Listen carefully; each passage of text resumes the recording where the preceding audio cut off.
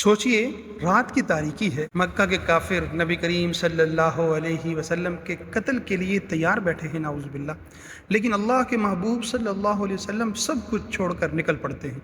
اے مکہ، اللہ کی قسم تو مجھے سب سے زیادہ محبوب ہے، اگر تیرے لوگ مجھے نہ نکالتے تو میں تجھے کبھی نہ چھوڑتا۔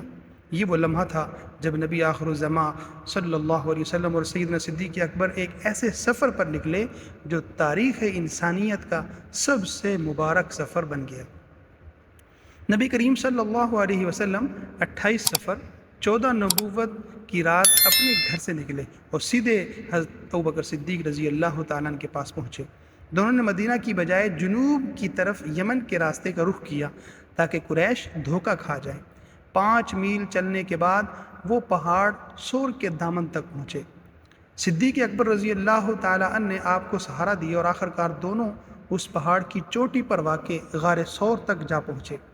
غار کے دروازے پر سیدنا صدیق اکبر نے عرض کیا، یا رسول اللہ، پہلے میں اندر جاؤں، اگر کوئی ضرر رساں چیز ہوئی تو مجھے پہنچے، آپ محفوظ رہیں۔ انہوں نے اندر جا کر سوراخ بند کیے، ایک سوراخ باقی رہ گیا تو پاؤں کی ایڑی رکھ دی۔ نبی کریم صلی اللہ علیہ وسلم غار میں تشریف لائے اور سیدنا صدیق اکبر کی گود میں سر رکھ کر آرام فرمایا۔ اسی دوران اس سوراخ سے ایک زہریلا جانور سیدنا صدیق اکبر کو ڈس گیا۔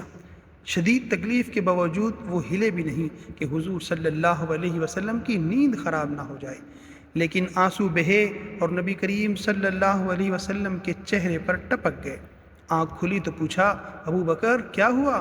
عرض کیا، یا رسول اللہ، مجھے کسی چیز نے ڈس لیا ہے۔ آپ صلی اللہ علیہ وسلم نے اپنا لعاب مبارک لگایا اور فوراً تکلیف ختم ہو گئی۔ یہی وہ مقام تھا جہاں سیدنا صدیق اکبر کی قربانی اور نبی کریم صلی اللہ علیہ وسلم کی معیت ہمیشہ کے لیے تاریخ کا حصہ بن گئی۔ 3 راتیں وہ دونوں غار میں رہے۔ حضرت عبداللہ بن ابو بکر رضی اللہ تعالیٰ عنہ مکہ میں دن گزارتے اور رات کو تازہ خبریں لے کر غار میں پہنچتے۔ حضرت عامر بن فہیرہ رضی اللہ تعالیٰ عنہ بکریاں لے آتے تاکہ دودھ بھی مل جائے اور نشانات قدم بھی مٹ جائیں۔ یوں اللہ کی خاص حفاظت میں رسول اللہ صلی اللہ علیہ وآلہ وسلم اور سیدنا صدیق اکبر رضی اللہ تعالیٰ عنہ کا ایک غار میں قیام ہجرت کا ابتدائی اور عظیم الشان مرحلہ بن گیا۔